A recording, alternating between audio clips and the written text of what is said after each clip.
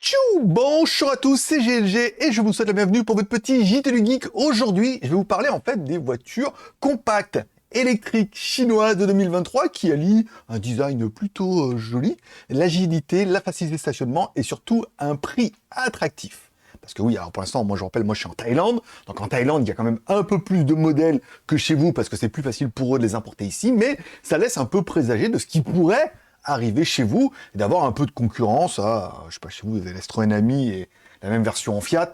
C'est quand même pas la gloire. Après, le reste, c'est vite vraiment cher. Bon, commençons par la Wuling REV. Petite mais performante, cette voiture offre 4 places et 5 portes dans un format compact. Elle est proposée en deux versions, la standard et la long range, avec des prix variant entre 10 600 € et 13 095 €. Je rappelle, c'est une conversion des tailles battes en euros.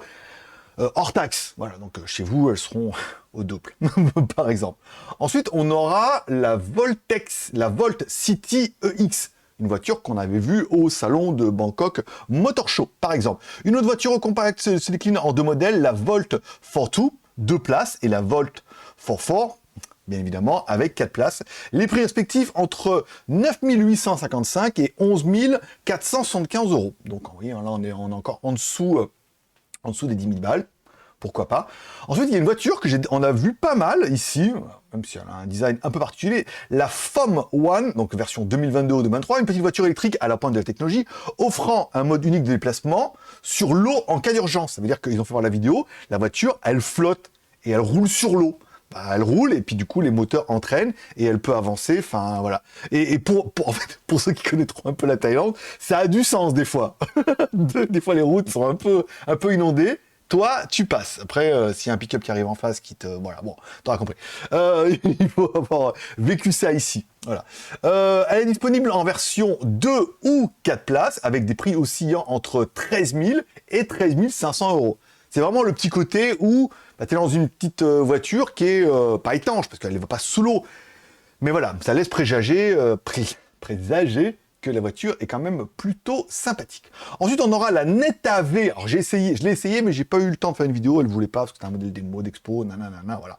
La Neta V, et bien que pas aussi petite que les autres modèles mentionnés, reste compacte et facile à conduire, offrant une autonomie impressionnante de 384 km en une seule charge et un prix de 14 829 €. Ouais, elle était pendant un moment, elle était à 500 000 bahts. Après, elle est passée à 569, 599. Il y a des promos, voilà, là c'est 599, mais ils offrent des trucs. Bon, ça dépend un peu des promos, mais 500 000 bahts, c'est le prix d'un T-Max ici. Voilà. 560 000 bahts, je crois, le T-Max, il fait ici en import, parce que voilà, l'import, il est vachement cher.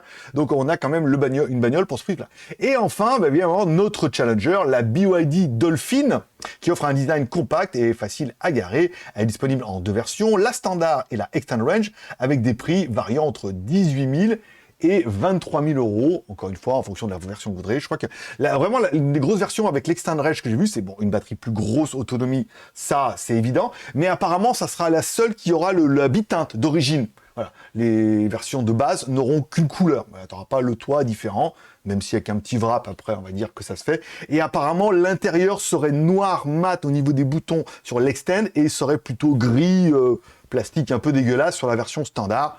Voilà, c'est ce qu'on voit déjà pour l'instant sur Internet, puisque on voit que des modèles du mot. Pour l'instant, on ne voit pas encore les voitures. Voilà.